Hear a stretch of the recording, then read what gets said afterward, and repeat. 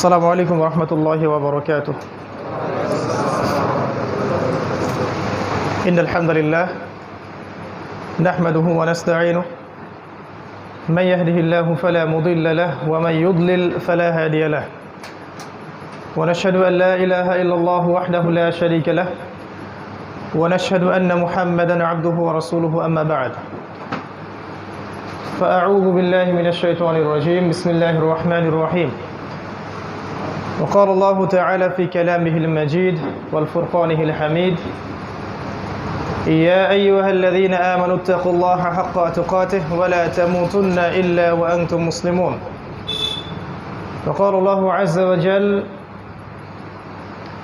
ونزلنا عليك الكتاب تبيانا لكل شيء وهدى ورحمة وبشرى للمسلمين.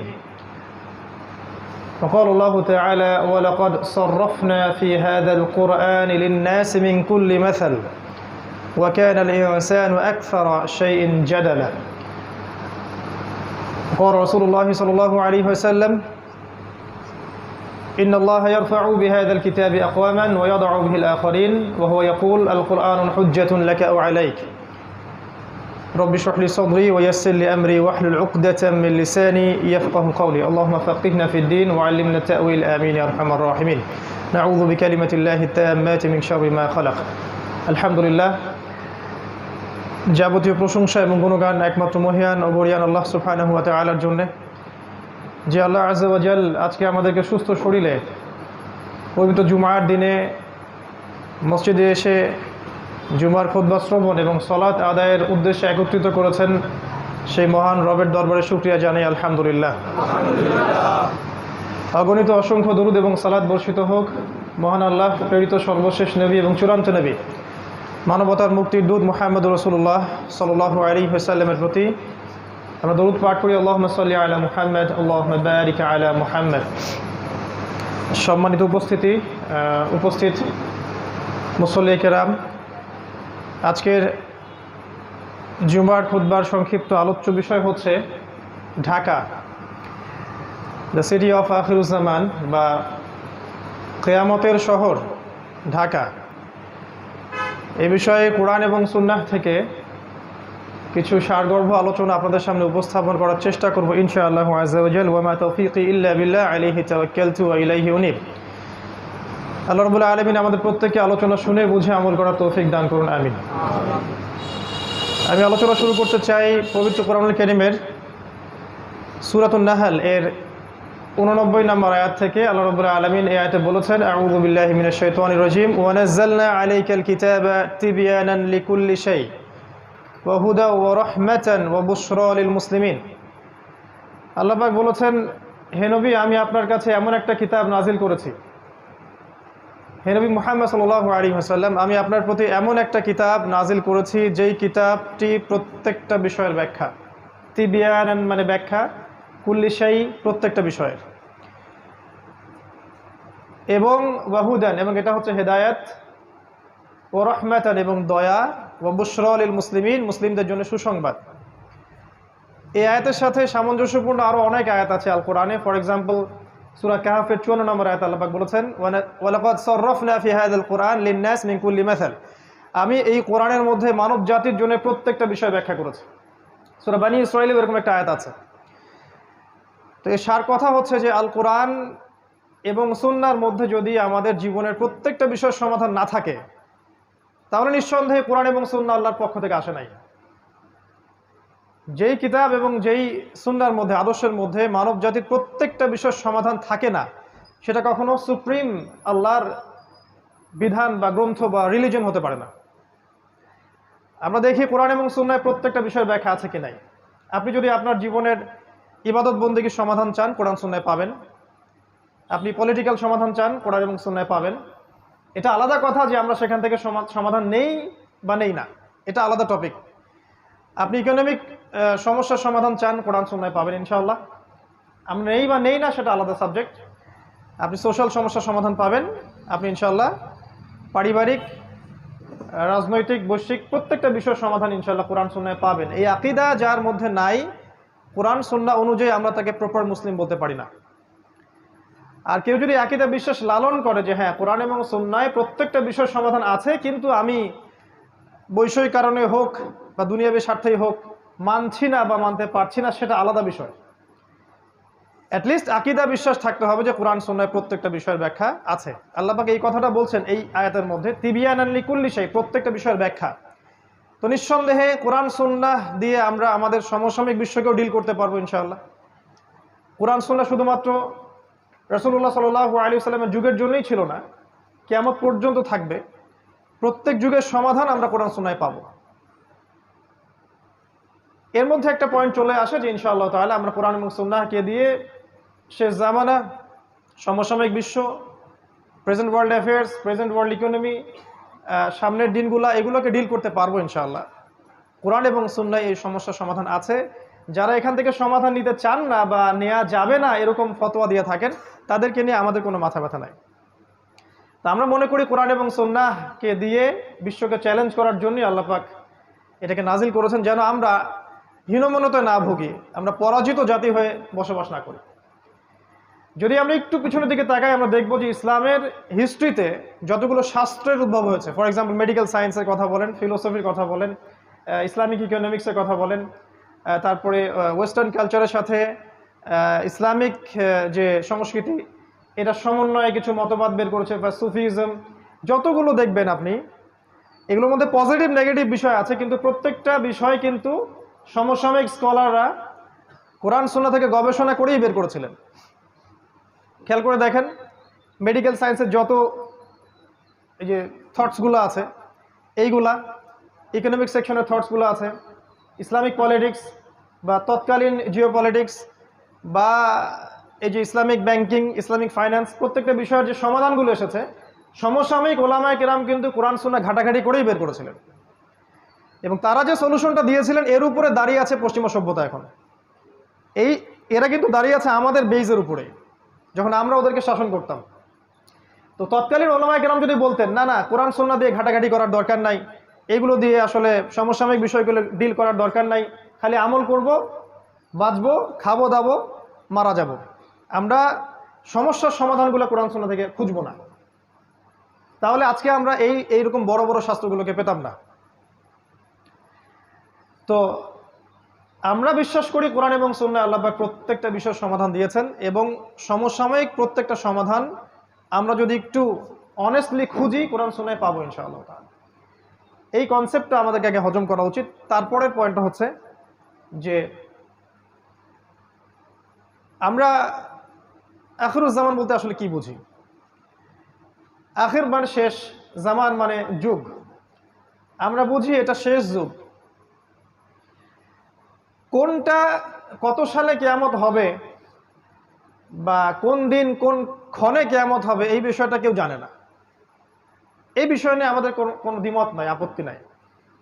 কিন্তু রাসূলুল্লাহ সাল্লাল্লাহু আলাইহি ওয়াসাল্লাম সহিহ হাদিসগুলোর মধ্যেই অসংখ্য আলামত বলে গেছেন, যে সায়েন্সগুলো আমরা যদি সমসাময়িক প্রেক্ষাপটে মিলাই, আমরা বুঝতে পারি যে বিগত 100 বছর আর আগের 1400 বা 1350 বছরের হিস্ট্রিটা এক নয়।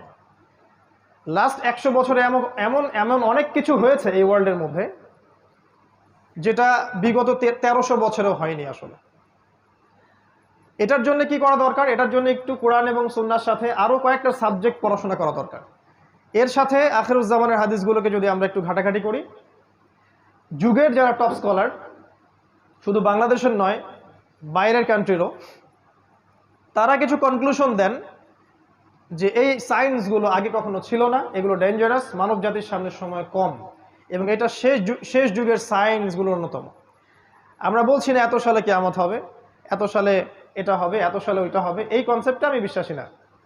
অ্যাটলিস্ট আমরা we are giving a wake up call to this উম্মাহ। আমরা এই উম্মাকে একটা ওয়েক আপ কল দিচ্ছি যে সামনের দিনগুলো আপনার জন্য এইভাবে একটা সিকোয়েন্স অনুযায়ী যেতে পারে। আল্লাহু আ'লাম বিসওয়াব, আল্লাহ পাকই ভালো জানেন, কিন্তু আমাদের ধারণা এমন হতে পারে, আমাদের ধারণা ভুল হতে পারে, সঠিকও হতে পারে। যদি ভুল হয় আমাদের পক্ষ থেকে, সঠিক হলে আল্লাহর পক্ষ থেকে। আর যদি আমাদের ধারণা ভুলও হয়, আমরা শুধরানোর জন্য প্রস্তুত আছি। অ্যাটলিস্ট আমরা একটা ওয়েক আপ কল দিচ্ছি যে এখনকার সময় আর আগামী বিশ্বটা বিগত 1300 বছরের মতো হবে না। কোরআন এবং সুন্নাহর সাথে কোন কোন সাবজেক্টের জ্ঞান থাকলে আপনিও এটা বুঝতে পারবেন, এটা একটু বলি 2 মিনিটে। শুধুমাত্র কোরআন এবং সুন্নাহর লিটারাল জ্ঞান থাকলে হবে না। লিটারাল মানে হচ্ছে আমরা পড়লাম বুঝলাম, কাট পেস্ট যেটাকে আমরা বলি প্রোটেস্ট্যান্ট ভার্সন অফ ইসলাম।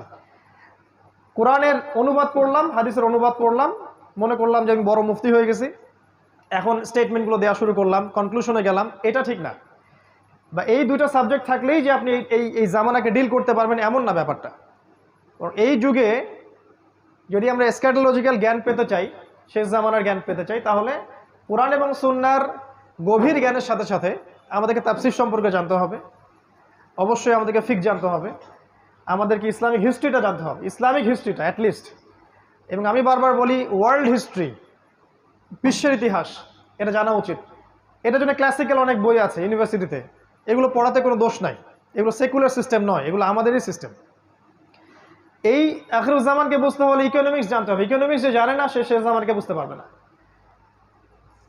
ওলামায়ে কেরাম উত্তরই দিতে পারছেন না যে কিভাবে বাজার থেকে গোল্ড কয়েন এবং সিলভার দিরহামকে তুলে দেওয়া হলো, কেন দেওয়া হলো, কারা দিল, তাদের উদ্দেশ্য কী ছিল। আমি বলি একটা কথা অনেকটা ক্ষোভ নিয়েই, যে আগামীতে যদি ইসরায়েল তেজপাতা এটাকে লেমিনেটিং করে মুদ্রা হিসেবে চালু করে, আমরা সবাই বলবো এটা জায়েজ এবং হালাল। এবং যারা বলবে না এটা জায়েজ না, এটা হালাল না, তাদেরকে এরা বলবে এটা খারাজি। এটাই আমরা মনে করি দুঃখের সাথে। এই যে কোশ্চেনের অ্যান্সারটা সে দিতে পারলো না because of the lackings of knowledge in economics. ইকোনমিক্সের যে জ্ঞানের অভাব, এই কারণেই কিন্তু সে এই উত্তরটা দিতে পারলো না। এটা কোন ইকোনমিক্সের কথা বলছি? শুধুমাত্র কি আল্লামা তাকি উসমানীর বইগুলো পড়লেই হয়ে যাবে? ব্যাপারটা এমন নয়। ব্যাপারটা হচ্ছে ওয়ার্ল্ড ইকোনমিক্স সম্পর্কেও জ্ঞান থাকতে হবে। এই জ্ঞানটা কিন্তু সেকুলারদের বেশি আছে আমাদের চাইতে। কিছু বিষয়ে হজম করা উচিত, এই জ্ঞানগুলো ওদের বেশি আছে আমাদের চাইতে। না হলে ওরা রিবাকে দিয়ে, সুদকে দিয়ে আপনাকে ডমিনেট করতে পারতো না। সারা ওয়ার্ল্ডে আপনাকে সুদ খাওয়াচ্ছে। অ্যাজ এ মুসলিম আপনি সুদ খাচ্ছে, আমি সুদ খাচ্ছি, কম বেশি সবাই জড়িত। কিন্তু আমাদের ফাইন্যান্সটা কোথায় গেল? ইকোনমিক সিস্টেমটা কোথায় গেল? আমরা কেন এমন কোনো সিস্টেম লঞ্চ করতে পারলাম না যেটা আমাদেরকে হালালের মধ্যে রাখবে? আর ওরা কিভাবে রিবা দিয়ে সারা ওয়ার্ল্ডকে ডমিনেট করলো? আজকে সকালে আমি একটা হাদিস পড়েছিলাম, যদিও হাদিসটা সনদটা দুর্বল। আলী রাদিয়াল্লাহু আনহু সে হাদিসের বর্ণনাকারী ছিলেন।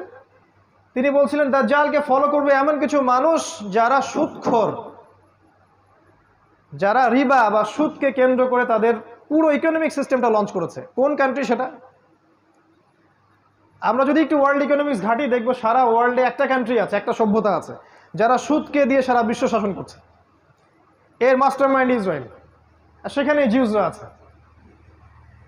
যাই হোক, ল্যাকিংস অফ নলেজটা কোথায়? ইকোনমিক সেকশনে ছিল না। এটা শেষ জামানার জ্ঞান অর্জন করতে হলে আপনাকে থাকতে হবে।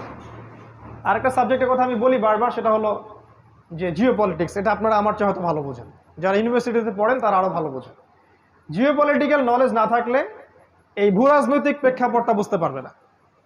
কেন চায়না রাশিয়া একসাথে, কেন ন্যাটোর সাথে টার্কি, কেন পাকিস্তান নিউক্লিয়ার ওয়েপন্স থাকার পরেও কিছু করতে পারে না ইসরায়েল এগেনস্টে, এগুলো আপনি অ্যান্সার পাবেন না যদি জিও পলিটিক্যাল নলেজ আপনার না থাকে। আমাদের দেশের পররাষ্ট্রনীতিগুলোর মধ্যে আমরা অনেকে চাই যে খুব এগ্রেসিভ হোক, কেন আমরা পারি না? কি কারণ? এটা যারা জিও পলিটিক্স জানে তারা বোঝে। আর যারা আবেগে চলে তারা মনে করে যে এখনই জিহাদ লঞ্চ করতে হবে, বোগাস জিহাদ। আবার অনেক প্রশ্নের উত্তর, কিভাবে ইসরায়েল রাইজ করলো, কেন ব্রিটেন সারা ওয়ার্ল্ডকে শাসন করেছিল, তারপরে কিভাবে তারা আমেরিকাকে নিয়ে আসলো, রিপ্লেস করলো, অনেক প্রশ্নের উত্তর পাবেন না আপনি যদি আপনি জিও পলিটিক্স না জানেন, এর সাথে কোরআন সুন্নাহ না জানেন। ওরা কি করেছে সেকুলাররা? ওরা শুধু জিও পলিটিক্সকে নিয়েছে, কোরআন সুন্নাহকে নেয় নাই। আর আমরা বলছি কোরআন সুন্নাহর বেসিসেই আপনাকে জিও পলিটিক্স পড়তে হবে। দেন সূরা মাইদা পড়েন, আল্লাহ পাক বলেছেন পররাষ্ট্রনীতি কেমন হতে হবে। লা তাত্তাখিযুল ইয়াহুদা ওয়ান নাসারা আউলিয়া, আল্লাহ পাকের স্টেটমেন্ট। আমরা কিন্তু এখানে হেদায়েত নেই নাই। লা তাজিদান্না আশাদ্দান নাস আদাওয়াতাল লিল্লাযিনা আমানু আল ইয়াহুদ ওয়াল্লাযিনা আশরাকু, মুমিনদের জন্য সবচেয়ে বড় শত্রু দুইটা দল, আল ইয়াহুদ আল্লাযিনা আশরাকু, যারা শিরক করে। এগুলো কি সাহাবায়ে কেরাম মেনে চলেন নাই? ওই সময় আমাদের মাথা ছিল উঁচু, আমরা এখন মেনে চলি না, আমাদের মাথা আজকে নিচু। জিও পলিটিক্স জানতে হবে। এর সাথে আমি বলি একটা সাবজেক্ট, সেটা হচ্ছে যে ইন্টারন্যাশনাল মনিটারি সিস্টেম সম্পর্কে জ্ঞান রাখতে হবে, যেটাকে আমরা বলি ওয়ার্ল্ড ব্যাংক এবং IMF। আরও কিছু সাবজেক্ট আছে, মূল এই সাবজেক্টগুলো যদি আপনি না জানেন কোরআন সুন্নাহর সাথে, তাহলে আখিরুজ্জামান আপনি চিনতে পারবেন না। এটা সম্ভব না। শুধুমাত্র কোরআন এবং সুন্নাহর লিটারাল অর্থগুলো পড়ে আপনি কখনো বুঝতে পারবেন না আসলেই ওয়ার্ল্ডে কি হচ্ছে। এই জন্য যখন আপনি কোনো স্টেটমেন্ট দিবেন মানুষ বলবে এটা পাগল হয়ে গেছে।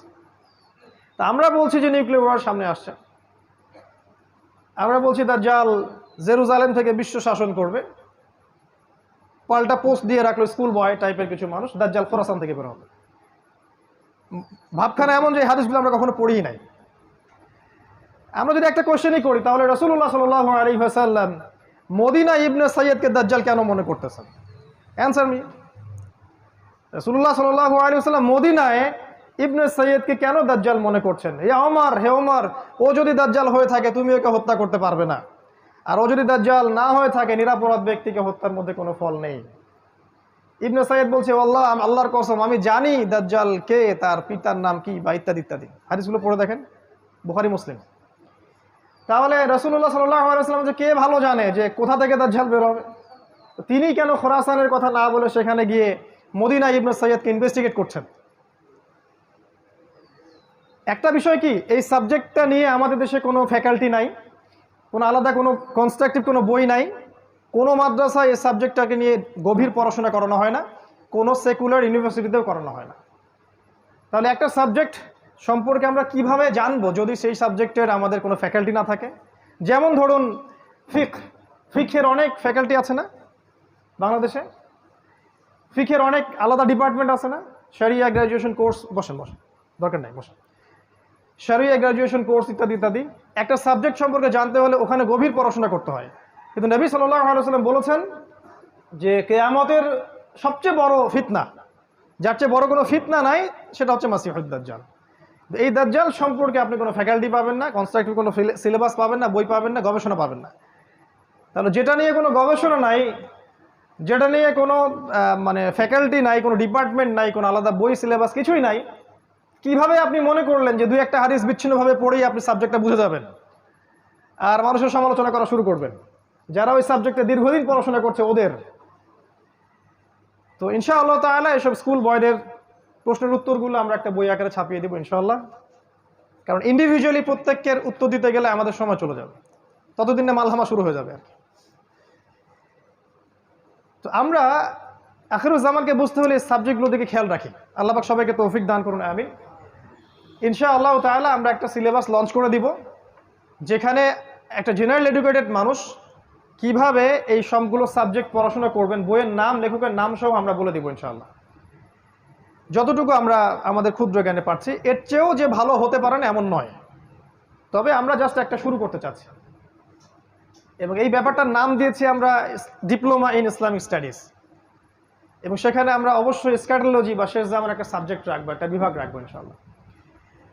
Dhaka, the city of Akhiruzzaman. আমি ঢাকাকে অন্যভাবে দেখি, যারা ঢাকায় থাকেন তারা হয়তো এভাবে দেখেন না। এটাই স্বাভাবিক যে বাহির থেকে দেখার ব্যাপারটা একরকম, আর আপনি যে ওখানে বসে আছেন তখন আপনার দৃষ্টিতে এগুলো ধরা না পড়াটাই অনেকটা স্বাভাবিক। আর মেজর কয়েকটা পয়েন্টস বলবো আমি, কারণ সবগুলো বলার সময় আমরা খুতবায় পাবো না। কোরআন এবং সহিহ সুন্নাহ থেকে আমরা আখিরুজ্জামানের যতগুলো সাইন পাচ্ছি, এগুলোর মধ্যে কিছু কিছু সাইন আছে এমন যেগুলোর সাথে ঢাকার ব্যাপারটা 100% মিলে যায়, এবং এটা সময়ের ব্যাপার মাত্র যে কবে আল্লাহ পাকের গজব এখানে চলে আসে। আমরা তো এটা মনে করি এটা আল্লাহ পাকের বিশাল বড় দয়া যে এখন পর্যন্ত এখানে এই গজবটা আসে নাই, কিন্তু আমরা কি আসলে শুকরিয়া আদায় করি কিনা? আমার দৃষ্টিতে ধরা পড়ে যে ঢাকা, যদি আমরা এখন অন্য জায়গায় বসে আছি, বাট এই লেকচারটা ঢাকাবাসীর জন্য স্পেশালি, এবং ঢাকার মতো যতগুলো শহর আছে এই সারা বিশ্বে, বস্তুবাদী শহর, মেটেরিয়ালিস্টিক, যেখানে সময় খুব দ্রুত পাস করে, মানুষের জীবনযাত্রার লাইফ লেন খুব ফাস্ট লাইন অফ লাইফ, মানুষ পাশবিক জীবনযাপন করে, যেখানে বিশ্বাসের কোনো মূল্য নাই, যেখানে প্রতারণার ছড়াছড়ি, যেখানে আবেগ অনুভূতিগুলো ঠুনকো হয়ে গেছে, পারিবারিক বন্ধনগুলো ভেঙে যায়, হৃদ্যতা ভালোবাসাগুলো নাই, সবার মধ্যে একটা যেন অবিশ্বাস যে এই না জানি এ আমাকে ঠকিয়ে দেয় কিনা, একটা আনস্যাটিসফাইড জেনারেশন এবং আনস্যাটিসফাইড সিভিলাইজেশন, অসন্তুষ্ট। কোনো কিছু কিন্তু সন্তুষ্ট না, ইল্লা মাশা আল্লাহ। কিছু মানুষের বাইরে, সেটা আমি আলাদাভাবে বলছি, আমি ওভারঅল বলছি। দেখুন, এক নাম্বার আমার সেন্সে ধরা পড়ে যে ঢাকা এই শহরটা মানুষকে বস্তুবাদী বানিয়েছে, বা এই শহরের মানুষগুলো শহরটাকে বস্তুবাদী বানিয়েছে। এই শহরটা বস্তুবাদিতার উপর দাঁড়িয়ে আছে। এটা কি বোঝেন কিনা? সকালবেলা থেকে সন্ধ্যা, রাতে ঘুমানো পর্যন্ত একটাই চিন্তা মানুষের, কিভাবে আমি আমার রিজিকটাকে অর্জন করব, কিভাবে আমি আমার স্ত্রী সন্তানকে মানুষ করব বা ভরণ পোষণ দিব, কিভাবে আমি দুবেলার ভাত অন্ন যোগাবো। এখানে যেন মানুষ বাঁচার জন্য লড়াই করে, সকাল থেকে সন্ধ্যা পর্যন্ত ছুটছে আর ছুটছে। ছোটার স্পিডটা দেখতে আপনাকে ওই যে ওভার ক্রসিংগুলো আছে এর উপর উঠতে হবে একটু কষ্ট করে, এবং একটু রিল্যাক্স মুডে আপনি দেখবেন কিভাবে মানুষ ছুটছে। কোথায় জানি মানুষ ছুটছে, মনে হচ্ছে মানুষ জান্নাতের দিকে ছুটছে। যদি এমন হতো এভাবেই মানুষ জান্নাতের দিকে ছুটতো, খেয়াল করে দেখবেন ছুটছে আর ছুটছে ছুটছে। এই ভোর থেকে শুরু হবে রাত 12টা, 1টা, 2টা, 3টা পর্যন্ত। ঢাকায় যেন কখনো রাত হয় না, 24 ঘন্টায় দিন। এখানে টাইম যায় রাসূলুল্লাহ সাল্লাল্লাহু আলাইহি ওয়াসাল্লামের সেই হাদিসের মতো, তিনি বলেছিলেন আখিরুজ জামানে সময় যাবে বছর মাসের মতো, মাস সপ্তাহের মতো, সপ্তাহ দিনের মতো। ঢাকায় যেন সময় তাকে আটকানো যায় না, সময়ের মধ্যে বারাকা নাই। আপনারা এখন যেখানে বসে আছেন এখানে সময়ে বারাকা আছে, এখানে আপনি সময়কে দ্রুতভাবে পাস করতে দেখবেন না। আমাদের সেকুলার আইসগুলো অবশ্যই এগুলো ধরতে পারবে না, তাদের কাছে মনে হয় সময় ক্যালকুলেটেড, 24 ঘন্টা দিন রাত। আল্লাহ পাক যে সময়কে কন্ট্রোল করেন, সময়ে বারাকা দিতে পারেন, এটা ওরা বিশ্বাস করবে না।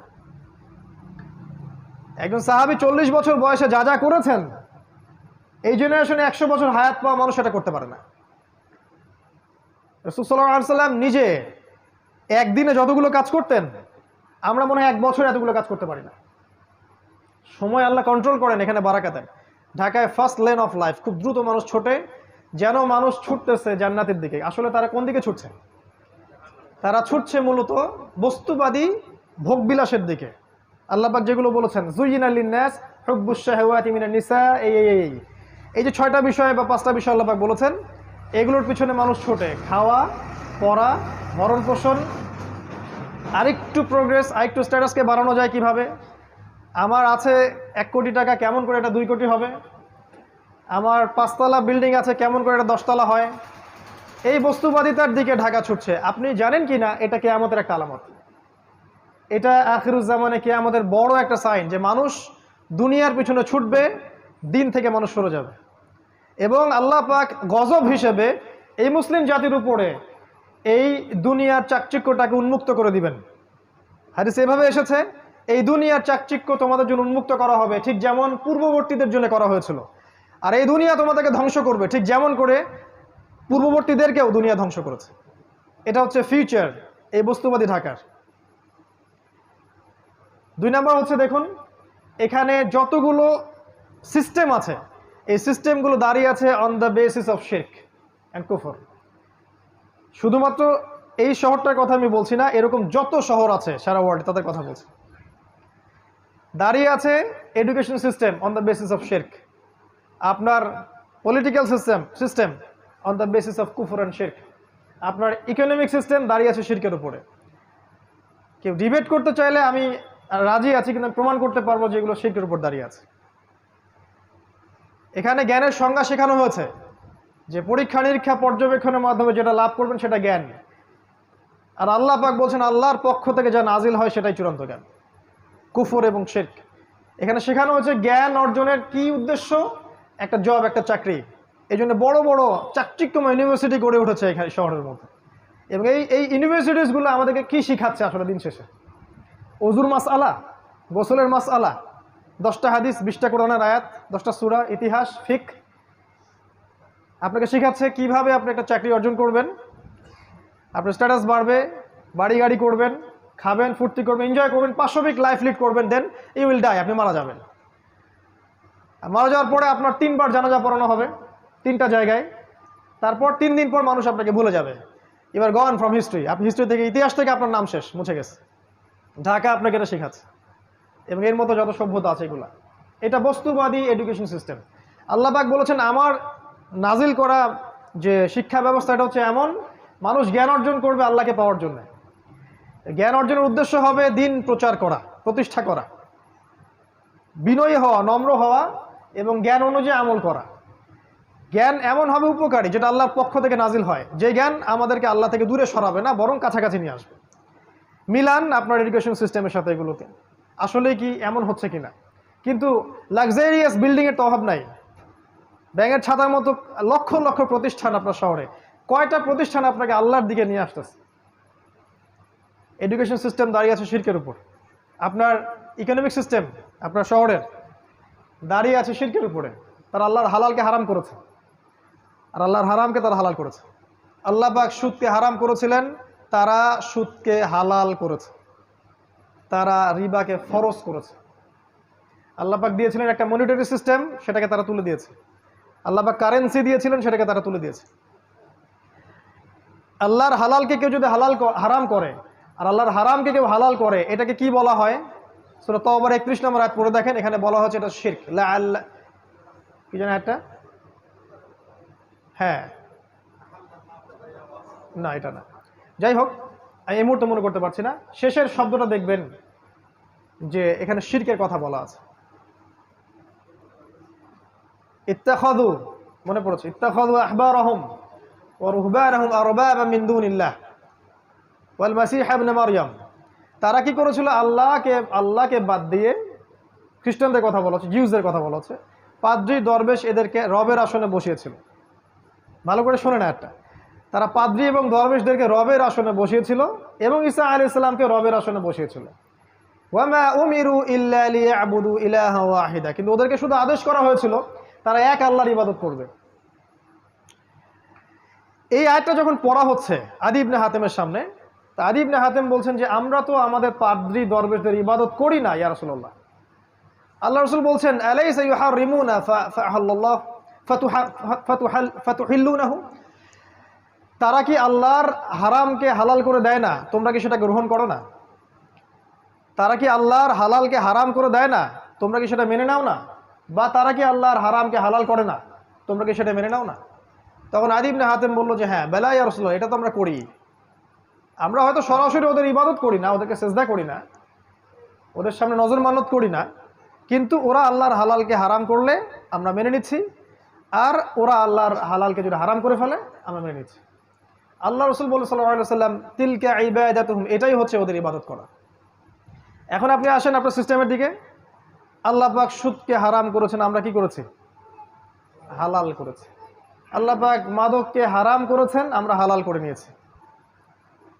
নিজেকে প্রশ্ন করেন, আমরা কিন্তু মন থেকে হালাল করে নিয়েছি। আল্লাহ পাক জিনাকে হারাম করেছেন, আমরা উন্মুক্ত করছি। আল্লাহ পাক খিলাফাকে হালাল করেছেন, আমরা হারাম করেছি। আল্লাহ পাক অনেক কিছুকে হালাল করেছেন যেগুলোকে আমরা হারাম করে নিয়েছি, বা আবার আল্লাহ পাক অনেকে হারামও করেছেন যেগুলোকে আমরা হালাল করে নিয়েছি। এই সিস্টেমটা যদি চলতে থাকে, এটাকে আল্লাহ পাক বলেছেন শিরক।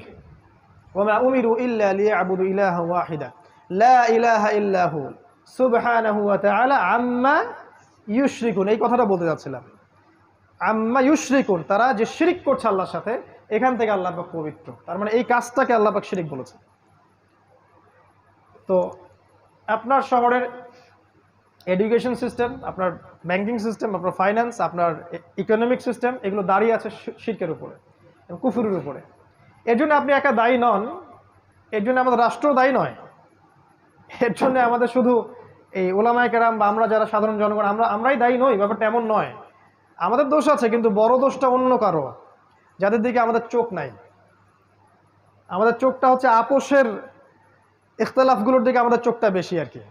কিভাবে আমরা আমাদের মধ্যে ইখতলাফ করে মারামারি কাটাকাটি করে বিভক্ত হব, এদিকে চোখটা আমাদের বেশি। বড় যে মূল এনিমি, ওর দিকে আমাদের চোখটা কিন্তু আসলে নাই। তো এটা আপনার ঢাকা। আরও আছে আপনার ঢাকার পলিটিক্যাল সিস্টেম, দাঁড়িয়ে আছে অন দ্য বেসিস অফ শিরক।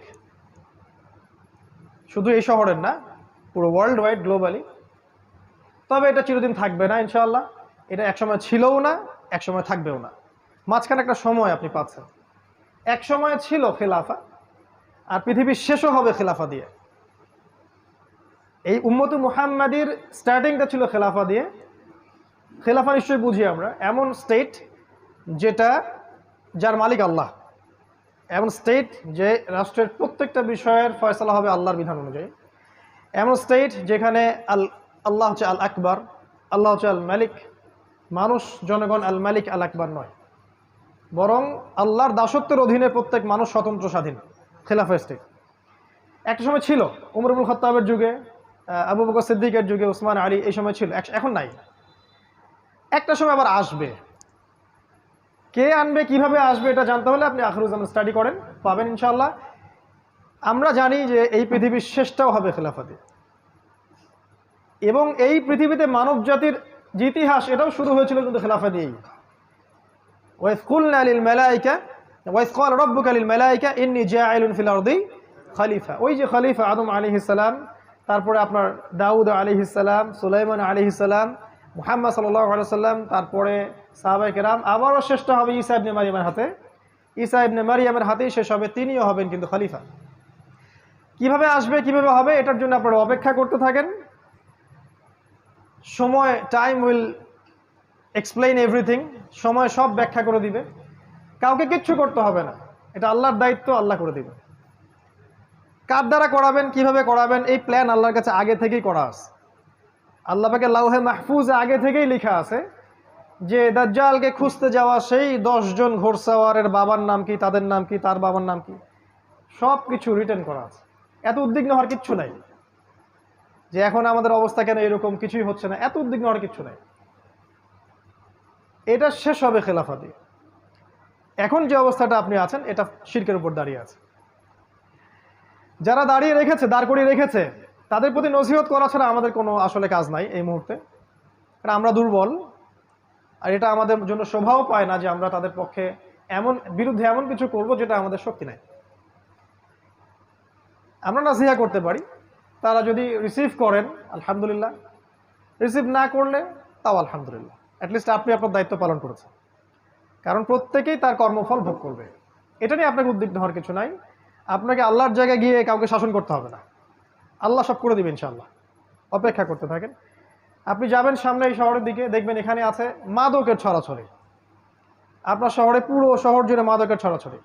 এমন এমন মাদক আপনার শহরে আছে যেগুলো হয়তো বাংলাদেশে অন্য কোনো জায়গায় নাই। এবং এলিট সোসাইটির মানুষরা মাদক খাচ্ছে, তাদের ইয়াং জেনারেশন, তাদের বাচ্চা কাচ্চা, ছোট ছোট বাচ্চা, 8-9-এ পড়া বাচ্চা, 5-6-এ পড়া বাচ্চা, এমন এমন মাদক যেগুলো আজকে থেকে 100 বছর আগে কল্পনাও করে নাই। গতকালকে একটা নিউজ দেখলাম, নতুন একটা মাদক নেওয়ার সাথে সাথে সে রিকশালার কাছে মাপ চাওয়া শুরু করছে, পরে নিজের গলে নিজেই দাও দিয়ে কোপ দিছে। কি মাদক এটা আসতেছে, আর নতুন নতুন কত কিছু আসবে আল্লাহ ভালো জানেন। নবী সাল্লাল্লাহু আলাইহি ওয়াসাল্লাম বলে গিয়েছিলেন আখিরুজ্জামানে মাদক মানুষ সেবন করবে, হালাল মনে করে সেবন করবে, হারামই মনে করবে না, যেটা হারাম। এটা আপনার শহর, এরকম শহর বাংলাদেশে কয়টা আছে আপনি খেয়াল করে দেখেন। অন্য অন্য কান্ট্রিগুলোতে আছে অবশ্যই, এবং ওগুলো ছোঁয়া লাগছে আর কি। আপনি দেখেন, আপনার শহর মানেই জিনা, আপনার শহর মানেই জিনা। এখানে মেয়েরা নিজেকে মেয়ে মনে করে না, এখানে নারীরা নিজেদেরকে নারী মনে করে না, তারা মনে করে আমরা পুরুষের সমকক্ষ। আল্লাহ পাকের দেয়া অধিকারের চাইতে পশ্চিমাদের শেখানো অধিকার ওদের কাছে বেশি পছন্দের, এবং এই বিষয়গুলো ওদেরকে জিনার দিকে নিয়ে আসছে। ওপেন জিনা, বিবাহ বহির্ভূত রিলেশনশিপস, আপনার এই যে গার্লফ্রেন্ড বয়ফ্রেন্ড সংস্কৃতি, আপনার যে কোএডুকেশন, আপনার চাকরির ক্ষেত্রে কোএডুকেশন, একসাথে যাচ্ছি আসতেছি বাসে রাশন হাঁস, এগুলো যেন সয়ে গেছে আর কি, সয়ে গেছে। একটা পর্দাশীল মেয়েও বাসে উঠে গেল, পাবলিক বাসে, চারদিক থেকে পুরুষ ওকে ধাক্কা দিচ্ছে, ওর কাছে কিছু মনে হচ্ছে না, নর্মাল হয়ে গেছে। নর্মাল শহর আপনাকে করে দিছে কেমন যেন একটা যান্ত্রিকতা, এবং এই যান্ত্রিকতার মধ্য দিয়েই এই শহর মানুষকে আর ওই ইসলামিক মানুষের জায়গায় রাখে নাই, তার জীবনটাকে পাশবিক বানিয়ে ফেলেছে। জিনা এভরিওয়্যার, আপনি দেখবেন শপিং মলে জিনা, রাস্তায় জিনা, স্কুল কলেজ ইউনিভার্সিটিতে সব জায়গায় দেখবেন জিনাকে প্রমোট করা হয়েছে। এবং তাদের যে গেট আপ, যে ড্রেস আপ, যে এইটাই রাসূল সাল্লাল্লাহু আলাইহি ওয়াসাল্লাম বলেছিলেন যে শেষ জামানায় এমন এক শ্রেণীর মেয়ে বের হবে, নিসাউন কাসিয়াতুন আরিয়া, যারা কাপড় পরেও নগ্ন হয়ে ঘুরবে। এটার এক্সাম্পল কিন্তু সাহাবীদের যুগে আমরা দিতে পারতাম না, এখন দিতে পারি। তারপরেও কিছু মানুষ বলবে না না না, এখনো 1000 বছর বাকি আছে কিয়ামতের, অপেক্ষা করতে থাকেন 1000 বছর। জিনা, এবং বিবাহ বহির্ভূত সম্পর্ক, এগুলো কি করেছে? আপনাকে ফ্যামিলিস্ট রেভলিউশনের দিকে নিয়ে আসছে। এখানে সম অধিকারের নামে আপনি দেখবেন মেয়েদেরকে পণ্য বানানো হয়েছে বিউটি কন্টেস্টের মাধ্যমে। এই যে মিউজিক, এই যে বিউটি কন্টেস্ট, এই যে মিডিয়া, এই যে গ্ল্যামারাস ব্যাপার স্যাপার, এগুলোতে নারীকে আর নারীর জায়গায় রাখা হয় নাই, তার সব কিছু উন্মুক্ত করা হয়েছে। এবং সমাজের পোশাক পরিবর্তন হয়ে গেছে, ফাংশন, ছেলেরা পুরুষের জায়গায় আসছে আর মেয়েরা ছেলের জায়গায় চলে গেছে। একটা মেয়ে সকালবেলা উঠতেছে, এই জ্যাম ফেস করে সে অফিসে যাচ্ছে, সব কিছু কাজ গোছায়, সে আবার 8-10টায় ব্যাক করছে। এই মেয়েকে আবার রান্না করতে হচ্ছে এই শহরে। এখানে বিবাহের সম্পর্কগুলো কোথায়? স্ত্রীকে সাথে নিয়ে রাস্তায় হাঁটা বা চাঁদ দেখা বা একটু খোলা বাতাসে ঘোরা, এগুলো তো এখানে কল্পনা করা যায় না। তার কোলে মাথা রেখে কোরআন তেলাওয়াত করা, এটাই শহরে সম্ভব হয় না, ইল্লা মাশাআল্লাহ। এতে করে বন্ধনগুলো ভেঙে যায়, পারিবারিক মূল্যবোধগুলো ভেঙে যায়। ডিভোর্স বাড়তেছে আপনার শহরে, এবং আপনার শহরে ডিভোর্স বাড়তেছে, পরকীয়া বেশি হচ্ছে, এবং পরকীয়ার বলি হচ্ছে কিন্তু হত্যা। পরকীয়া মানে কিন্তু হত্যা। পরকীয়ার পর একটা খুন ছাড়া কোনো সলিউশন থাকে না। ওই যে দেখলাম 6 টুকরা লাশ, আল্লাহ ভালো জানেন সত্য না মিথ্যা, আমরা দেখেছি। এরকম ঘটনা একটা দুটো না, অনেকগুলো হয়। এবং যদি সত্যিকার অর্থেই আপনি পরিসংখ্যান দাঁড় করান, আপনি দেখবেন এটাও একটা হাদিসের সাথে মিলে যায়। শেষ জামানায় হত্যাকাণ্ড বাড়তে থাকবে, এবং যাকে হত্যা করা হবে সে জানবে না কেন আমাকে হত্যা করা হচ্ছে, আর যে মারবে সেও জানবে না কেন আমি হত্যা করলাম। এটা আপনার শহর। এখানে আপনি দেখবেন পরিবারগুলো ভেঙে যাচ্ছে, সন্তান তার মাকে কাছে পাচ্ছে না, বাবাকে কাছে পাচ্ছে না। এই সন্তান যখন বড় হবে সে খুব লোনলি ফিল করবে। মনে রাখবেন, শৈশবে একটা বাচ্চা যেভাবে বড় হয়ে ওঠে, যৌবনকালে তার মাথাটা ওরকম হয়। যে বাচ্চাকে শৈশবে প্রচণ্ড টর্চার করেছেন, একাকিত্বে রেখেছেন, তাকে সঙ্গ দেয় না বাবা মা, এই সন্তানটা বড় হয়ে সন্ত্রাসী হতে পারে। সমূহ সম্ভাবনা আছে জঙ্গি হতে পারে। ওদের সেন্সে জঙ্গি বলছি আর কি, আমাদের সেন্সে না। ওরা যেটা বলে আর কি, মানে উগ্রবাদী হয়ে যাবে, নিরপরাধ মানুষকে হত্যা করবে, এটা হতে পারে। সন্তানের শৈশব এখানে হরণ করা হয়। আর ওকে ওই যে চাইল্ড কেয়ার সেন্টারে আমরা দিয়ে আসি, সন্তানকে মানুষ করে কাজের বুয়া, এটাই শহর আপনাকে দিয়েছে। এবং এই প্রতিটা বিষয়কে আমাদের সাইন, প্রত্যেকটা হাদিস বলার সময় পাচ্ছি না আজকে আমি। এই শহর আপনাকে আরও দিয়েছে সময়ের দ্রুততা, এখানে সময় দ্রুত পাস করে, এখানে সময়ের সাকিনা নেই। এই শহরের একটা ছেলেকে যদি আপনি একটা প্রত্যন্ত কোনো গ্রামে রেখে আসেন, সব টেকনোলজিকে বাদ দিয়ে স্মার্টফোন টোন ক্যান্সেল করেন, হি উইল বিকাম ক্রেজি, সে পাগল হয়ে যাবে, চলতেই পারবে না সে, ওর মাথা খারাপ হয়ে যাবে যে আমি কিভাবে আমি সময় কাটাবো এখন। এখানকার যুব সমাজ বা এখানকার ছেলেরা, ছোট ছোট বাচ্চা যারা আছে, কিশোর এবং যুবকেরা, এরা ওদের মতো ওই প্রত্যন্ত জায়গায় ফুটবল খেলতে পারে না, চড়ের মধ্যে হাঁটতে পারে না, ওখানে বালুর সাথে, বাতাসের সাথে, মাটির সাথে ভিজতে পারে না, এরা বৃষ্টিতে ভেজে না, এরা হাইজেনিক ফুড খায় না, ম্যানুফ্যাকচার্ড করাপ্টেড ফুড খায়। এদেরকে খেয়াল করে দেখবেন, এরা ফিজিক্যাল স্ট্রাকচারে ওদের মতো শক্ত না। একটা গ্রামের ছেলে অনেক বেশি শক্ত, একটা গ্রামের মেয়ে অনেক বেশি শক্তিশালী। এখানকার একটা মেয়ে নর্মাল ডেলিভারি দিতে পারবে না, একটা গ্রামের মেয়ে 10টা বাচ্চা দিতে পারবে নর্মাল, কিছুই লাগে না। নবীজি বলেছিলেন শেষ জামানায় মেয়েদেরকে ধরা হবে, পেট কেটে ফেলা হবে। এখন বলবে এই হাদিসের ব্যাখ্যা করতে যাবেন না, কিছু আমাদের ভাই আছে Protestant version of Islam follow করে, না না এটার ব্যাখ্যা করার দরকার নাই। যে ব্যাখ্যার অধিকার আপনি আমার থেকে হরণ করেন কেন? ব্যাখ্যা একটা করছি, সত্য হলে হবে, না হলে হবে না, ব্লেম তো আমার ঘরে আসবে কিয়ামতের দিন, আপনাকে টেনশন করার দরকার কি? আমরা বলছি এটা সিজার, শেষ জামানায় মেয়েদেরকে ধরা হবে, পেট কেটে ফেলা হবে এবং পেটের ভিতর যা আছে বের করে ফেলা হবে। আরো বলেছেন নবীজি শেষ জামানায় গর্ভপাত বাড়তে থাকবে। আপনার এই যে জিনা, আপনার পর্নোগ্রাফি, আপনার শহর মানে পর্নোগ্রাফি, এখানে যত ফ্যাক্ট, এই যে ইন্ডাস্ট্রিগুলো গড়ে উঠেছে গ্ল্যামারাস, এগুলোর ভিতরে আছে পর্নোগ্রাফি, আমার সেটা আপনারা ভালো জানেন।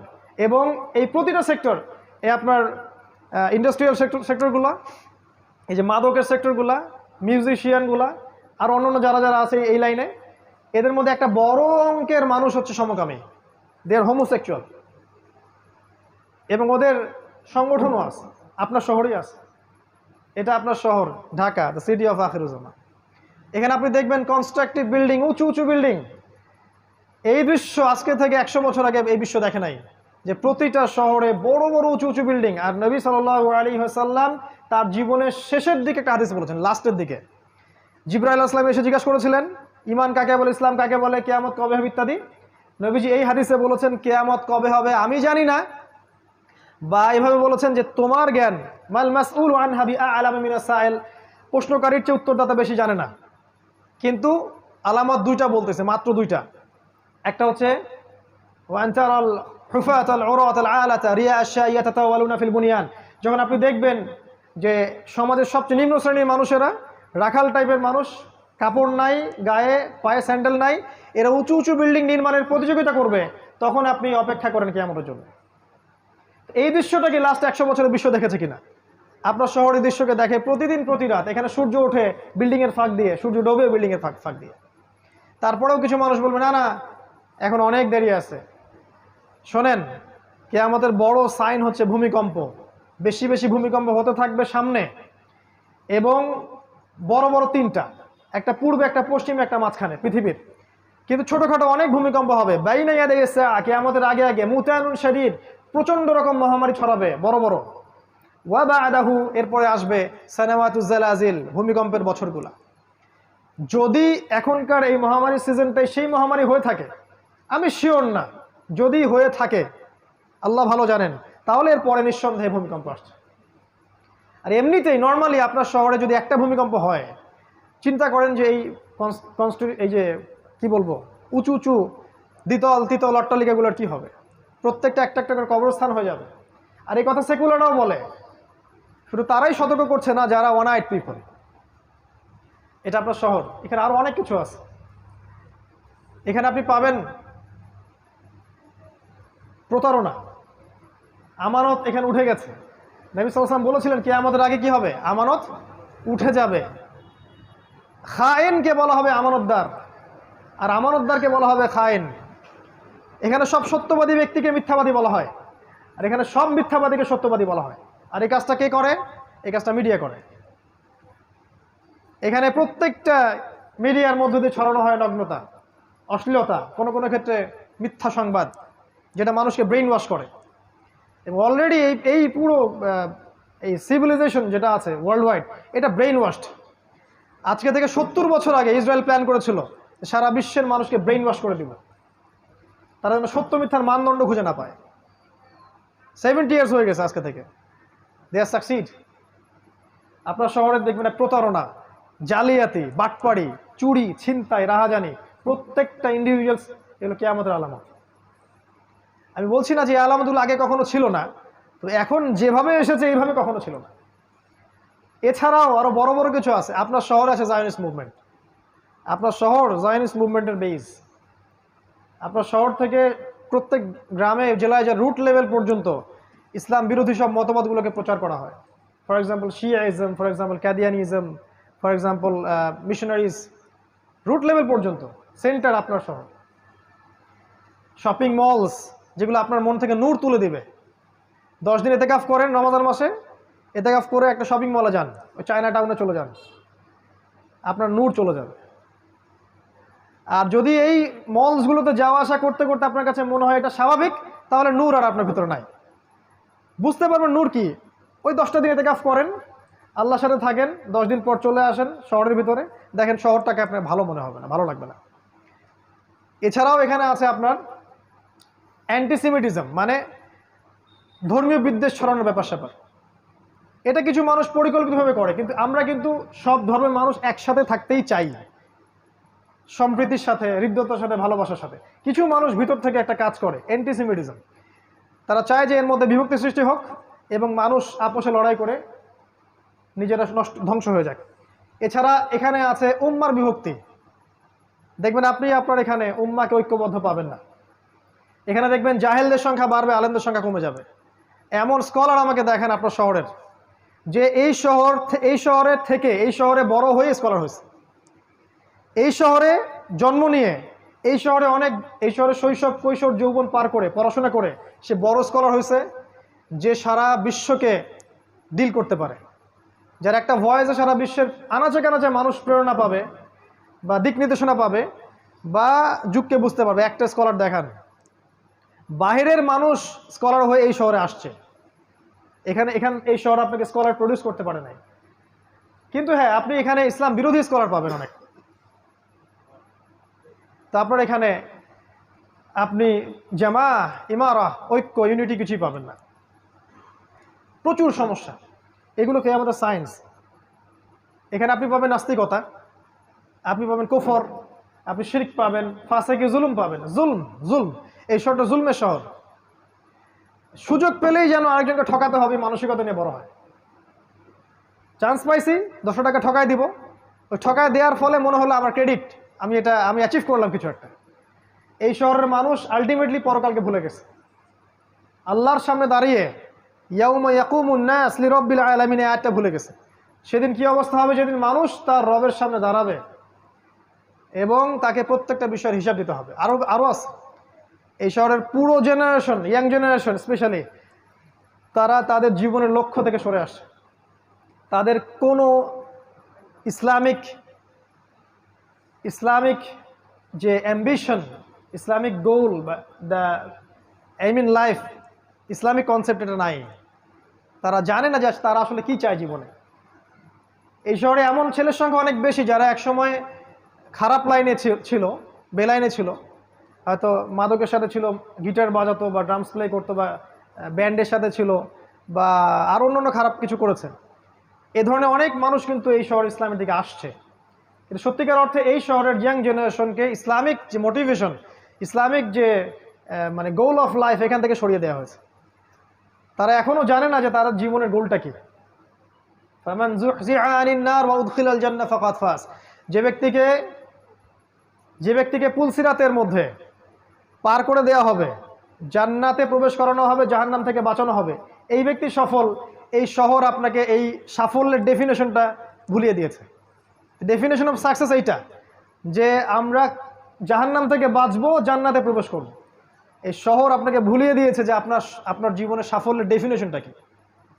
বরং এই শহর আপনাকে শিখিয়েছে আপনার সাফল্যের ডেফিনেশন একটা চাকরি, একটা ব্যবসা, একটা বড় কিছু, বড় বিল্ডিং, সুন্দরী নারী, এই আরও অনেক বিষয় আছে যেগুলো এক ক্ষুব্ধে বলা সম্ভব না। শেষ করছি, শেষের দিকে আসছে। এখানে প্রাকৃতিক বিপর্যয় আছে, পরিবেশটা ন্যাচারাল নাই।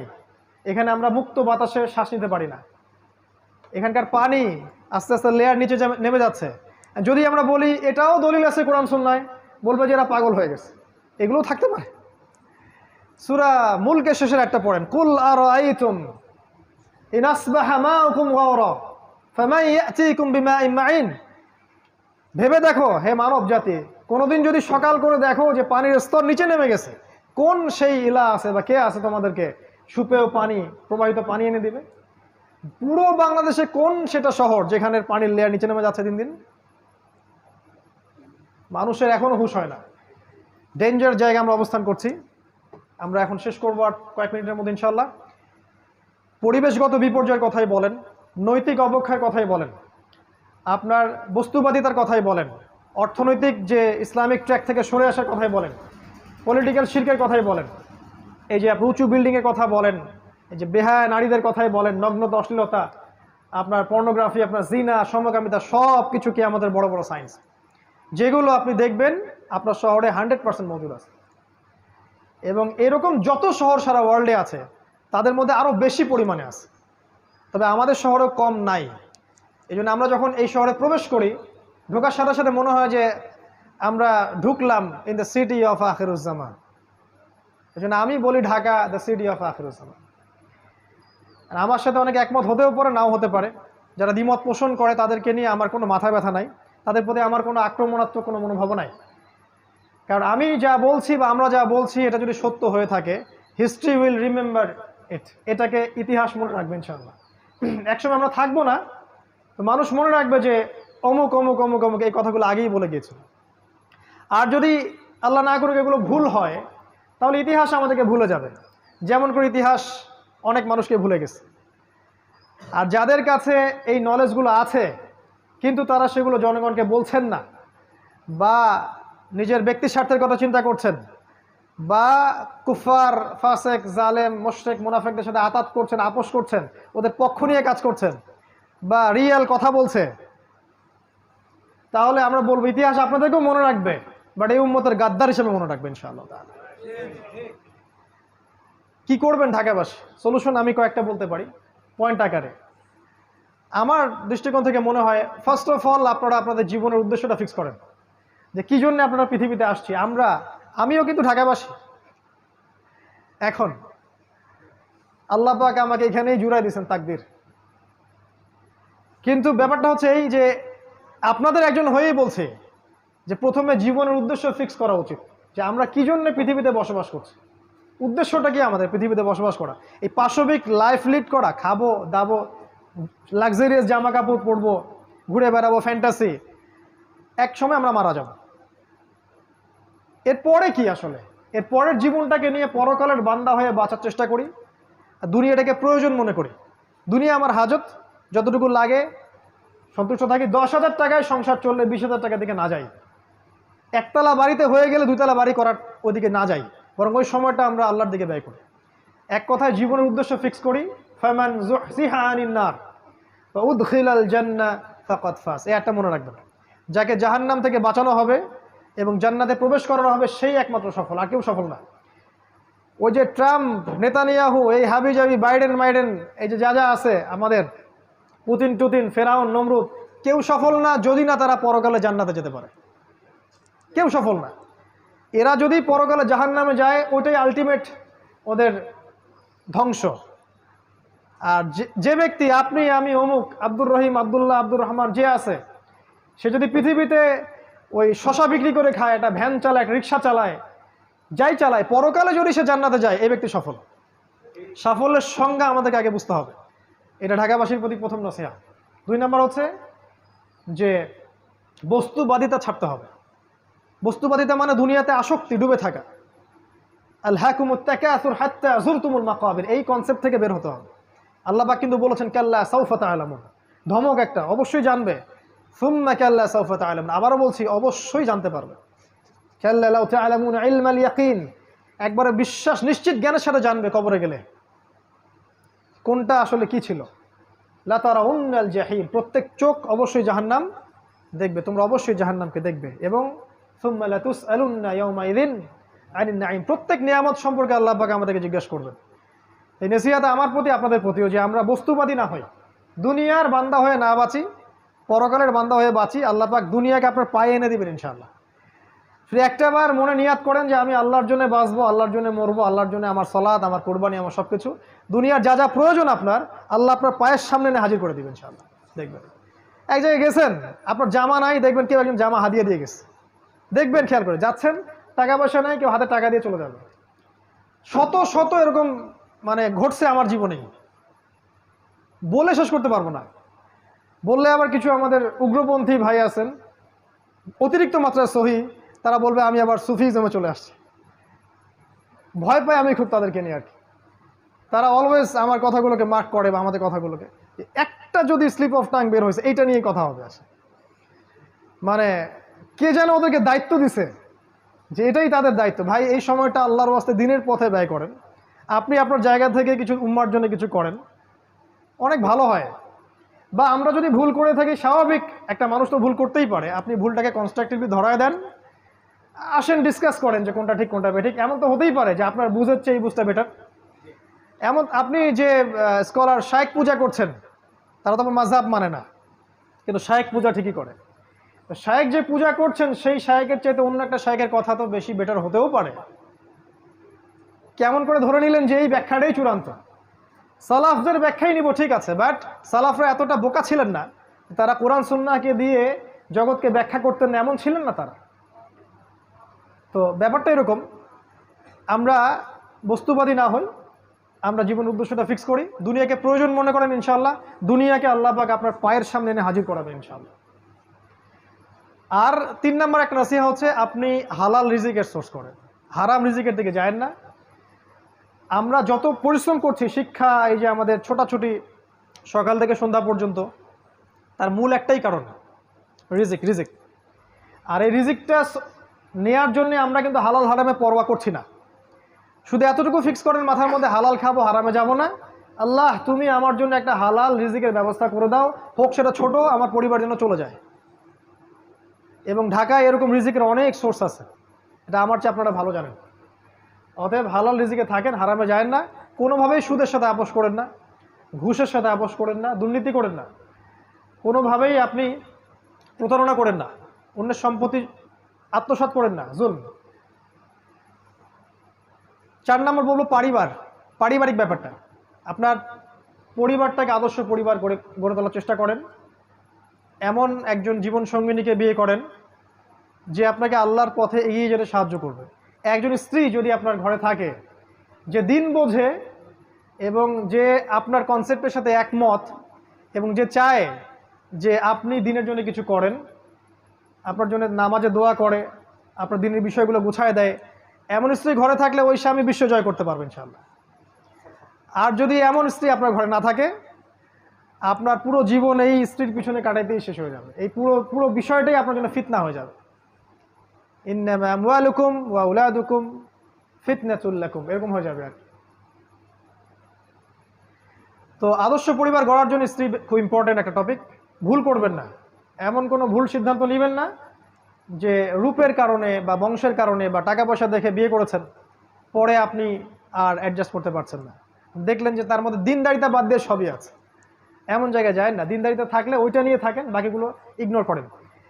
সন্তান যখন হবে তাদেরকে প্রত্যেককে আদর্শ সন্তান হিসেবে মানুষ করতে হবে। সন্তানদের খাবারের ব্যাপারে সচেতন থাকবেন, ওদের পড়াশোনা, ওদের কার সাথে মিশছে, বেশি ডিভাইস দিবেন না, ডিভাইস কেন্দ্রিক জীবনযাপন থেকে বেরিয়ে আসার চেষ্টা করেন। এগুলো ভালো হবে ইনশাআল্লাহ। আমি আরও বলবো যে এখানে আরও নাসিহা হচ্ছে যে জ্ঞান অর্জনের পিছনে সময় দেন, আমল করার আগে জ্ঞান। আল ইলমু ক্বাবলা আল কওলি ওয়াল আমাল, সহিহ বুখারীর একটা বাব আছে, কথা কাজের পূর্বে জ্ঞান, মানে জ্ঞানটাকে অর্জন করেন। আমি সাবজেক্টগুলো বলেছি কোন কোন সাবজেক্ট, কোরআন, সুন্নাহ, হিস্ট্রি, ইসলামিক ইতিহাস, ইকোনমিক্স, ফিলোসফি, এগুলো একসাথে করে পড়াশোনা করেন। ইনশাআল্লাহ দেখবেন আপনার 5 বছরের পরিশ্রম আপনাকে অন্য একটা জায়গায় নিয়ে আসবে ইনশাআল্লাহ।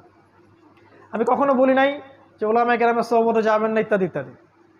আমি বলেছি শুধুমাত্র একটা ঘরানার ওলামার কাছেই পড়ে থাকবেন না, সমস্ত ওলামায়ে কেরামকে ভালো চোখে আগে দেখতে শেখেন, সবার কাছ থেকে জ্ঞান নিয়ে শেখেন। যদি আপনি শুধুমাত্র সালাফিজমেই থাকেন, আমাদের সোকল সালাফিজমের কথা বলছি, তাহলে তো আপনি কমই ঘরানার আলেমের কাছে জ্ঞান পাবেন না, সিম্পল। তাহলে মনে হবে যে এদের কাছে কোনো জ্ঞানই নাই। এটা তো অহংকার, কেবর, যেটা ইবলিসের ছিল। কি করতে হবে? খোলা মনে সব আলেমের দ্বারস্থ হন এবং সবার কাছ থেকে জ্ঞান নেন, সবার ভালোটাকে নিয়ে নেন, খারাপটা ছেড়ে দেন। কারণ এমন কোনো আলেম আপনি পাবেন না যার 100% পারফেক্ট। আর আমাদের কিছু ভাই চায় 100% পারফেক্ট একজন মানুষ আসুক, আমরা তার আনুগত্য করবো। আসলে এমনটা হবে না। জিবরাইল আলাইহিস সালামকে যদি পাঠানো হয়, এরা তার প্রতি সন্তুষ্ট হবে না, বলবে আপনার পাখা কেন, আপনি মানুষ না কেন, আপনার পাখার দলিল কোথায়? এদের কাছে সময় নষ্ট করেন না, সমস্ত ওলামায়ে কেরামকে শ্রদ্ধা করেন। আমার ভিউ বলছে, প্রত্যেকটা ওলামায়ে কেরামকে শ্রদ্ধা করেন, সম্মান করেন, তাদের সোহবতে যান, জ্ঞান শিখেন, কিন্তু এই সাবজেক্টগুলো এড়িয়ে যাবেন না। শুধুমাত্র ইসলামিক লাইনের এই কয়েকটা সাবজেক্ট পড়ে আপনি এখনকার বিশ্বকে বুঝতে পারবেন না। একই সাথে অ্যাট দ্য সেম টাইম আপনি শুধু জেনারেল লাইনের এই কয়েকটা সাবজেক্ট পড়ে আপনি সব কিছুকে ডিল করতে পারবেন না। একটা কনস্ট্রাকটিভ সিলেবাসে আসেন, এটাকে মিউচুয়াল করে সামনে যান ইনশাআল্লাহ। 10টা বছর পরিশ্রম করলে ইনশাআল্লাহ রেজাল্ট পাওয়া যাবে। এর সাথে আমি বলবো আল্লাহ পাক যেন আমাদের সবাইকে তৌফিক দেন যে জানা অনুযায়ী আমলটা যেন করতে পারি। আর এর সাথে আমি একটা কথা বলবো ঢাকাবাসীর জন্য, গ্রামের বাসাগুলোকে প্রস্তুত করে রাখেন। আপনি শহরে চিরদিন থাকতে পারবেন না। ওয়াইম মিন ক্বরিয়াতিন ইল্লা নাহনু মুহলিকুহা ক্বাবলা ইয়াউমিল কিয়ামা আও মুআযযিবুহা আযাবান শাদীদা। ব্যাখ্যা ওদের কাছে শুনে নেন কি বলে, আমরা অনুবাদ বলছি। এমন কোনো কারিয়া নাই যাকে আমি কিয়ামতের আগেই ধ্বংস করব না, আও মুআযযিবুহা আযাবান শাদীদা, অথবা কঠিন শাস্তি প্রদান করব না, এমন কোনো শহর নাই পৃথিবীতে। কানা যালিকা ফিল কিতাবি মাসতুরা, অনেক আগেই এটা কিতাবে লেখা হয়ে গেছে। ভূমিকম্পের মাধ্যমে হোক বা আপনার মহামারীর মাধ্যমে হোক বা আরও বড় কোনো গজবের মাধ্যমে হোক, ঢাকা উইল কলাপস। কোনো শহর কনস্ট্যান্ট থাকবে না। হিজরত, আপনার গ্রামের বাড়ি, আপনার এই যে সেখানকার কৃষিভিত্তিক অর্থনীতি, ভালো অর্গানিক ফুড, এগুলো তো অভ্যস্ত হন, ওখানে যাওয়া আসা শুরু করেন। ঢাকা আপনাকে ছাড়তে হতে পারে সামনে, ওয়ার্ন করছি আমরা। এবং এরকম বড় বড় শহরগুলো, আর সবচেয়ে বড় কথা হচ্ছে যে এই শহরটা উৎপাদন কেন্দ্রিক নয়, আমদানি রপ্তানি কেন্দ্রিক। একটা মালহামা সবকিছুকে ব্লক করে দিবে, এখানে যারা থাকবে তারা আফসোস করবে যদি আমরা এখান থেকে আগে লিভ করতে পারতাম।